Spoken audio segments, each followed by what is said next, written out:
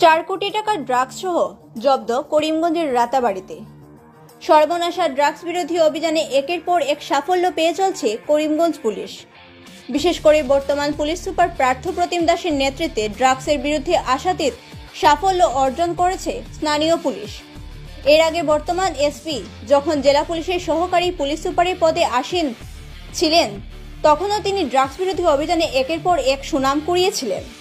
অনুরূপ এক অভিযানে শুক্রবার রাতে প্রায় 4 কোটি টাকার নিষিদ্ধ মাদকসহ 3 যুবক ধরা পড়ে পুলিশের হাতে।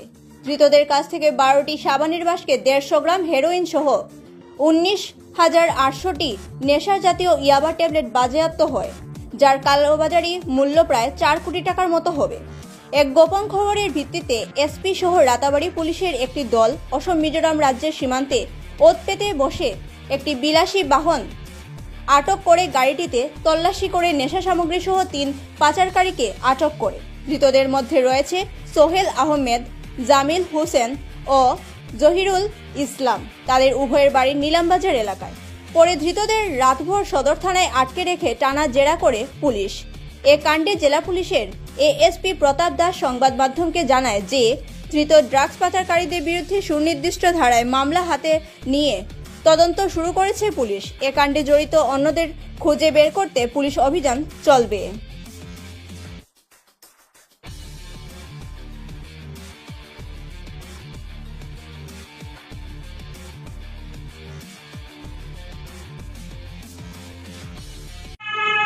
এন্টি নাৰ্কটিক্স স্পেচিয়েল ড্ৰাইভ আমাৰ হৈছে ডিষ্ট্ৰিক্টত। তাতে আমি এখন মিজোৰাম ৰেজিষ্ট্ৰেশ্যন গাড়ীত আমি টোটেল আপোনাৰ 150 গ্ৰামছ ছাছপেক্টেড হিৰ'ইন আমি চিজ কৰিছোঁ। লগতে 19,800 ছাছপেক্টেড ইয়াবা টেবলেটছ আমি চিজ কৰিছোঁ, যাৰ বজাৰ মূল্য এপ্ৰক্সিমেটলি হ'ব এৰাউণ্ড ₹4 crores।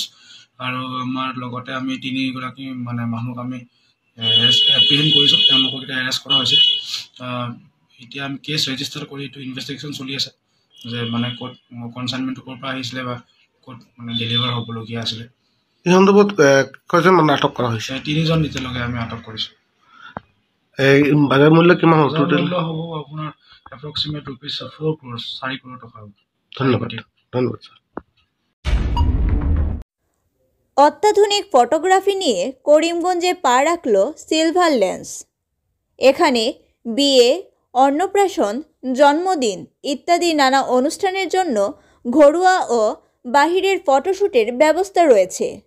ফোন নম্বর 6003359847। অত্যাধুনিক ফটোগ্রাফি নিয়ে করিমগঞ্জে পা রাখল সিলভার লেন্স। এখানে বিয়ে, অন্নপ্রাশন, জন্মদিন ইত্যাদি নানা অনুষ্ঠানের জন্য ঘরোয়া ও বাহিরের ফটোশ্যুটের ব্যবস্থা রয়েছে। ফোন নম্বর 6003359847। অত্যাধুনিক ফটোগ্রাফি নিয়ে করিমগঞ্জে পা রাখল সিলভার লেন্স। এখানে বিয়ে, অন্নপ্রাশন, জন্মদিন ইত্যাদি নানা অনুষ্ঠানের জন্য ঘরোয়া ও বাহিরের ফটোশ্যুটের ব্যবস্থা রয়েছে। ফোন নম্বর 6003359847। আবারও ঘটল হাইলাকান্দিতে বিবাহিত স্ত্রীর পালিয়ে যাওয়ার ঘটনা। 2 সন্তানের জননী এক পরপুরুষের হাত ধরে পালিয়ে যাওয়ার এক চাঞ্চল্যকর ঘটনা হাইলাকান্দিতে উঠে এসেছে। ঘটনার বিবরণে জানা গেছে যে হাইলাকান্দির 4 নং ওয়ার্ডের লিয়াকত আলীর বাড়িতে ভাড়াটে হিসেবে থাকা করিমগঞ্জ জেলার রামকৃষ্ণনগর থানার অধীন কৃষ্ণনগর আনিপুরের বাসিন্দা পেশায় দিনমজুর আনোয়ার হোসেন তালুকদারের স্ত্রী শাহিদা বেগম লস্কর, বয়স 23, 1 ফেব্রুয়ারি বৃহস্পতিবার বিকেলে বিস্কুট কেনার নাম করে ঘর থেকে বেরিয়ে গিয়ে আর ফিরে আসেনি। অনেক খোঁজাখুঁজির পর দিনমজুর আনোয়ার হোসেন তালুকদার তার স্ত্রী শাহিদার কোনো হদিশ না পেয়ে হাইলাকান্দি সদর থানায় একটি মিসিং রিপোর্ট দায়ের করেন। এই ঘটনা অতিবাহিত হবার 6 দিন পর বুধবার আনোয়ার হোসেন তালুকদারের স্ত্রী শাহিদা বেগম লস্কর তার প্রেমিক জাকির শেখ ওরফে রাহুল শেখকে নিয়ে মোবাইল ফোনে তার স্বামী আনোয়ার হোসেন তালুকদারকে অকথ্য ভাষায় গালিগালাজ সহ জানায় সে স্বেচ্ছায় তার প্রেমিক জাকির শেখ ওরফে রাহুল শেখের সঙ্গে পালিয়ে এসেছে, তাই তাদের খোঁজ খবর না নেওয়ার জন্য হুমকি দেয়। এই হুমকি দেওয়ার পর নিগৃহীত আনোয়ার হোসেন তালুকদার সমস্ত বিবরণ জানিয়ে রামকৃষ্ণনগর কালীবাড়ি ঘামারি এলাকার জাকির শেখ ওরফে রাহুল শেখকে অভিযুক্ত করে হাইলাকান্দি সদর থানায় একটি মামলা দায়ের করেন। এরপর হাইলাকান্দিতে আয়োজিত এক সাংবাদিক সম্মেলনে অসহায় দিনমজুর আনোয়ার হোসেন তালুকদার সমস্ত তথ্য মিডিয়ার সামনে তুলে ধরে তার স্ত্রীকে উদ্ধার করা সহ অভিযুক্ত জাকির শেখ ওরফে রাহুল শেখকে গ্রেফতার করার জন্য হাইলাকান্দি পুলিশ প্রশাসনের কাছে আকুল আবেদন জানান। তিনি আরও জানান যে যদি কেউ তার স্ত্রী শাহিদা বেগম লস্কর ও তার প্রেমিকের সন্ধান পান তাহলে 6901577549 এই মোবাইল নম্বরে যোগাযোগ করার জন্য। রাহাতুল আক্তার বড়ভূঁইয়ার রিপোর্ট হাইলাকান্দি থেকে। তো ওই যে রাহুল শেখ যে তার বাড়ি কোন জায়গায় জানেন নি? যে খালিবাড়ি সাইডে পড়ছে, আচ্ছা খালিবাড়ি সাইড। যে দরকারবন খালিবাড়ি সাইডে পড়ছে তার বাড়ি। আর যাইতে সময় আমার বেটিয়ে টাকা পয়সা আসলো, টাকা করে 80,000 টাকা আসলো, 1,80,000 টাকা আসলো আর কি। ওটা লইয়া বাগছে। এরপরে সোনা গয়না আসলো, বাচ্চা আরো আসলো, মোবাইল একটা আসলো, এটা লইয়াও বাগছে, সবকিছু লইয়া আমার বাগছে। এরপরে তার ডকুমেন্ট আসলো, ডকুমেন্টও লইয়া গেছে গিয়া, আমারও ডকুমেন্ট আসলো, এটা ফারিয়া গেছে গিয়া ডকুমেন্টটা। এখন আচ্ছা ঠিক আছে, এখন আপনি এফআইআর করবেন? জি আমি এখন এফআইআর আগে একটা করছি, আর এখন আর একটা করছি। এখন আমি পুরা জানছি বলিয়া গতিকের কারণে আইয়া এফআইআর করছি। আচ্ছা, তো এখন আপনার দাবি হইল প্রশাসনের কাছে কিটা? প্রশাসনের কাছে দাবি হইল গিয়া আমার স্ত্রীর যেখানে দেখেন যে কোনো মানুষে আমার পুরা হইতা আমার টেলিফোন নম্বর সবকিছু দিয়া দিছি, ওটাতে আমার একটু জানাইতা যে যেখানে দেখুন আর কি। সারা কাছে দাবি ওটা রইল আমার। আর বেশি বেশি করে আপনার সবে শেয়ার মারতা। আচ্ছা ধন্যবাদ। জি ধন্যবাদ। দীর্ঘদিন থেকে ভারতীয় জাতীয় কংগ্রেসের তরফ থেকে করিমগঞ্জ যে চিকিৎসালয় হসপিটাল যেটা রয়েছে, অসামরিক হাসপাতাল,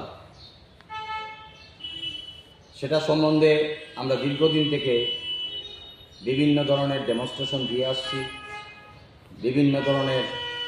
বিভিন্নভাবে আমরা সরকারের নজর দৃষ্টি আকর্ষণ করার চেষ্টা করছি যে সরকারি হাসপাতালে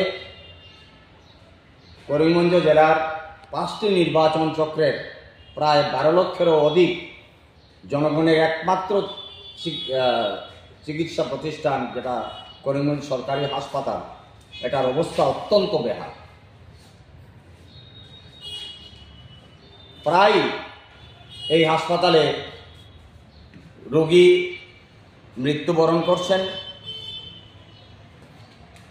এবং গতকাল করিমগঞ্জ সরিষার উষা বর্মন নামে একজন রোগী করিমগঞ্জ সরকারি হাসপাতালে গিয়েছিলেন জন্ম নিয়ন্ত্রণের অপারেশন করার জন্য। আমরা জানি যে এটা অত্যন্ত মাইনর অপারেশন বলে আমরা সবাই জানি। উনি ডাক্তার একে বিশ্বাস ওনার চিকিৎসার দায়িত্বে ছিলেন, ওনাকে নিয়ে যান এবং একটি ঘরে নিয়ে গিয়ে ওনাকে চিকিৎসা আরম্ভ করেন এবং কিছু সময় পর হঠাৎ করে রুম তালাবন্ধ করে চিকিৎসক সহ সঙ্গে যারা সহকর্মী ছিলেন, নার্স, তারা সবাই সেখান থেকে পালিয়ে যাওয়ার চেষ্টা করেন। রোগীর সঙ্গে যিনি অ্যাটেন্ডেন্ট ছিলেন তিনি জিজ্ঞাসা করেন নার্সদের যে রোগীর অবস্থা কি। সঠিক উত্তর তারা সেই নার্স থেকে পাননি। পরবর্তীতে তাদের সন্দেহ জাগে এবং হুলস্থলের সৃষ্টি হয়। সেখানে পরিস্থিতি উত্তপ্ত হয়ে ওঠে। করিমগঞ্জ পুলিশ স্টেশন থেকে পুলিশ আসে, ম্যাজিস্ট্রেট আসেন এবং তাদের ম্যাজিস্ট্রেটের সম্মুখে যেখানে রোগীকে নিয়ে যাওয়া হয়েছিল সেটা খুলে দেখা যায় যে রোগী মৃত্যুবরণ করেছেন।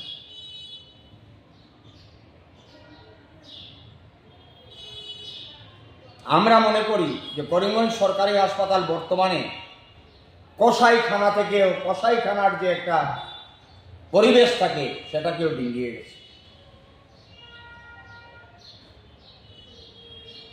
সঙ্গে সঙ্গে এফআইআর দায়ের করা হয়, কিন্তু এখন পর্যন্ত 24 ঘন্টা হয়ে গেছে।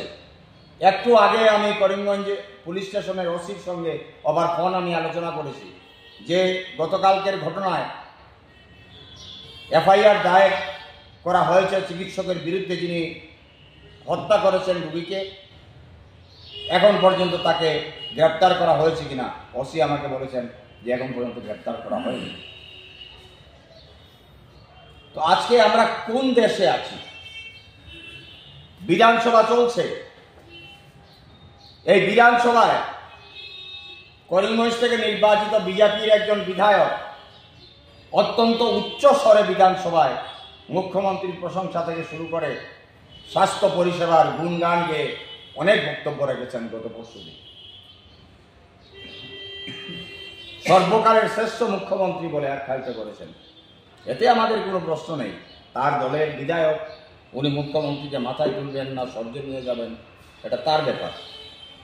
কিন্তু আমরা যারা করিমগঞ্জের 12 লক্ষ মানুষ, যারা আমরা করিমগঞ্জে বিভিন্ন সম্প্রদায়ের মানুষ আছি, আমরা আজকে বুঝতে পারছি আমাদের জীবন হাতের মধ্যে নিয়ে আমরা চলছি। সাধারণ থেকে সাধারণ যদি একটা রোগ হয়, সেই রোগের প্রাথমিক চিকিৎসা করার মতো অবস্থা করিমগঞ্জ সরকারি হাসপাতালে নেই। আজকে কিছুদিন আগে ভারতবর্ষের প্রধানমন্ত্রী ডিজিটাল মাধ্যমে করিমগঞ্জে মেডিকেল কলেজ শিলান্যাস করেছেন এবং সেটাকে নিয়ে অনেক বক্তব্য অনেকে রাখছেন। আমাকে সংবাদ মাধ্যম থেকে জিজ্ঞেস করা হয়েছিল, আমি বলেছি রামকৃষ্ণনগরের যারা জনগণ আছেন স্বাভাবিকভাবে তারা উৎফুল্লিত হবেন, তাদের এখানে একটা মেডিকেল কলেজ হয়েছে। কিন্তু সার্বিকভাবে যদি আমরা পর্যালোচনা করি যে NMC, national medical council of India, তার যে গাইডলাইন রয়েছে, সেই গাইডলাইনে 250 বিছানাযুক্ত হসপিটাল মেডিকেল কলেজ থেকে 2.5 কিলোমিটারের মধ্যে থাকতে হবে, রোড কানেক্টিভিটি থাকতে হবে, রেলওয়ে কানেক্টিভিটি থাকতে হবে।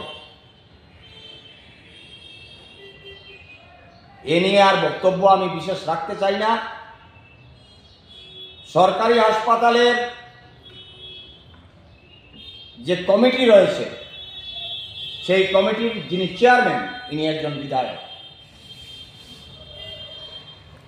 আমি আরেকবার সাংবাদিক সম্মেলনের মাধ্যমে বলেছিলাম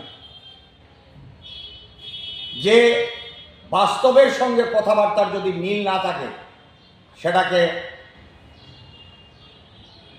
আমি কি বলে আখ্যায়িত করব আমার ঠিক ওয়ার্ড আসছে না। কোনো বাস্তবের সঙ্গে কোনো সামঞ্জস্য নেই বর্তমান শাসক দলের যারা নেতৃত্ব দিচ্ছেন বিভিন্নভাবে, কোনো সামঞ্জস্য নেই। ইনফ্রাস্ট্রাকচারের আজ থেকে 10 বছর আগে করিমগঞ্জ সরকারি হাসপাতালের যে অবস্থা ছিল, আজকে তার চেয়ে অনেক অনেক পিছিয়ে গেছে, ভগ্নদশা হয়ে গেছে। জ্বর সর্দি আসতে পরে রেফার করে দেওয়া হয় শিলচর মেডিকেল কলেজে। সাধারণ কাশি জ্বর সর্দি যদি আসে তাহলে শিলচর মেডিকেল কলেজে রেফার করতে হয়। Then for what this Karimganj civil hospital is? কিসের জন্য এই হাসপাতাল? এবং কিছু সংখ্যক ডক্টরস যারা আছেন এখানে, তাদের গেস্টার এন্ড পোস্টার, তাদের রোগীর প্রতি যে ব্যবহার, তারা এখানে করিমগঞ্জের জনগণের প্রতি তারা মানে they are not concerned about the people of the Karimganj. তারা করিমগঞ্জের মানুষকে দয়া করছেন, দয়া।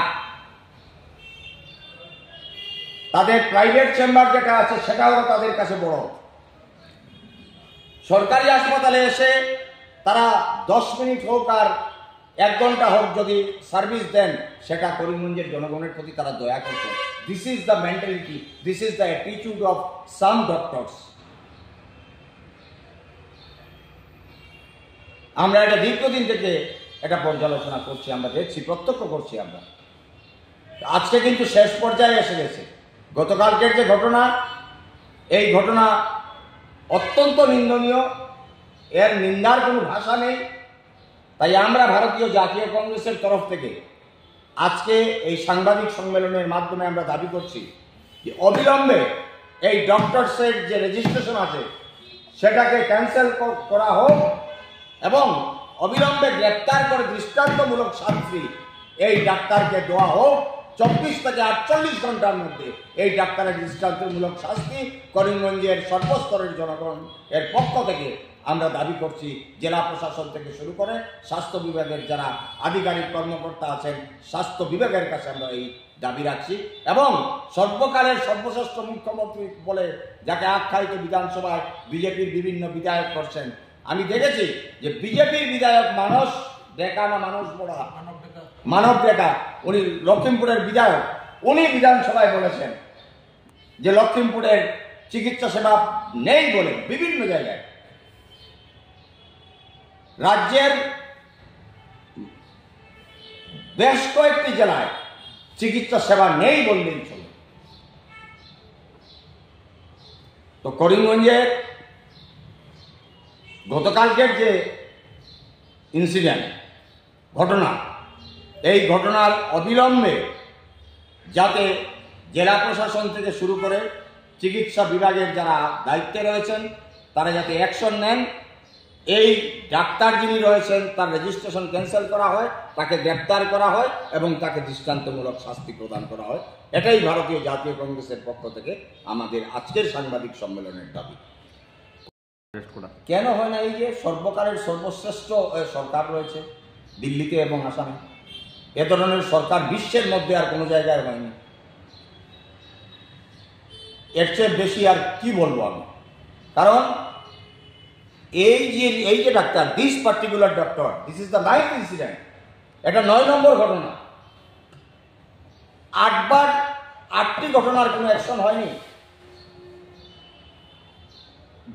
গৌহাটি থেকে পর্যন্ত চিকিৎসার মেডিকেল টিম এসেছে, তদন্ত করেছে, রিপোর্ট সাবমিট করেছে, but no action has yet been taken.